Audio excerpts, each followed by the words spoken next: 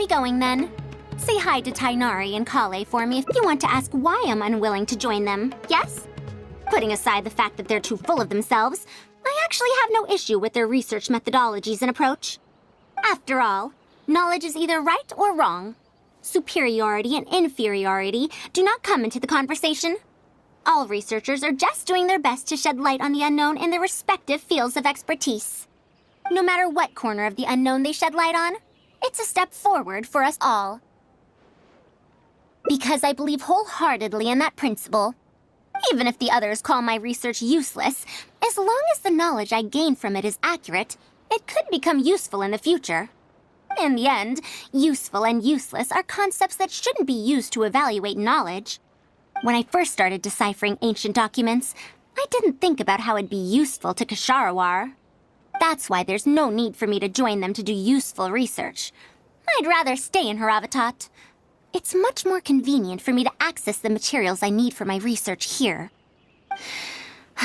Still, the funding that Ksharawar has offered me is so hard to get in Haravatat. Perhaps if this collaborative project goes smoothly, I can even ignore Haravatat and ask for a higher budget directly from the academia. Oh, I could come up with lots of ideas. With Anisa's help, 2 days will be enough for our work.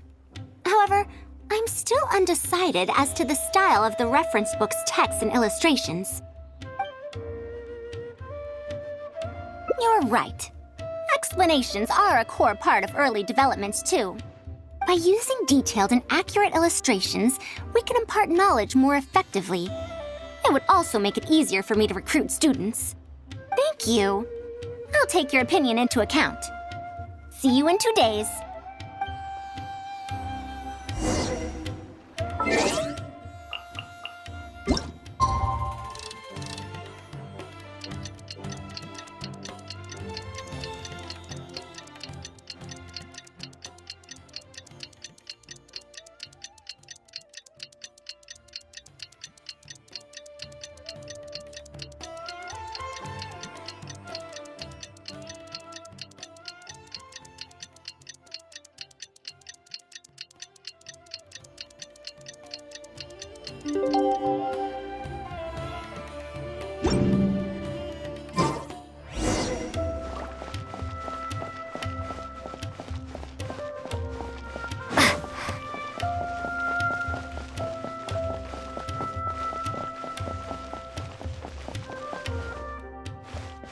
Oh, you're here. We're just starting to set up the venue. We've called up everyone we possibly could have. This is going to be quite the event. My masterpiece is going to be exhibited after all.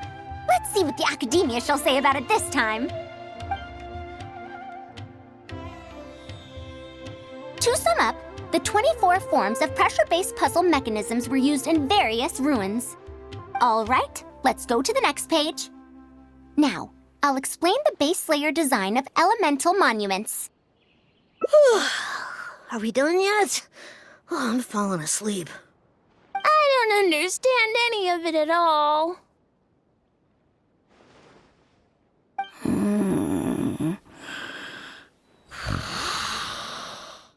Are these really toys?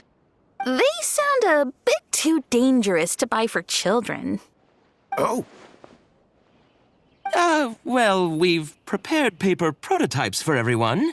If you're interested in the mechanisms Madame Faruzan's talked about, you're more than welcome to try them out. Oh, this is no fun. Can I try another toy? I want to go home and play Genius Invocation TCG.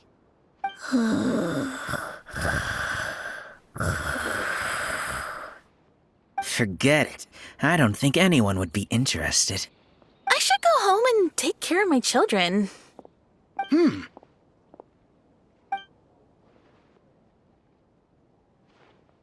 How did this happen?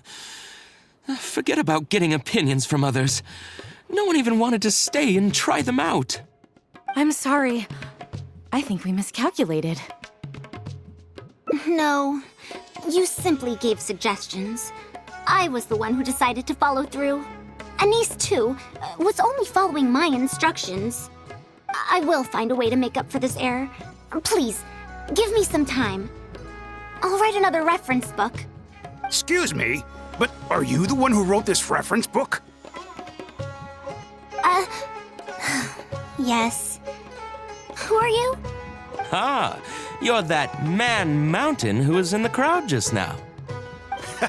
Do I stand out that much?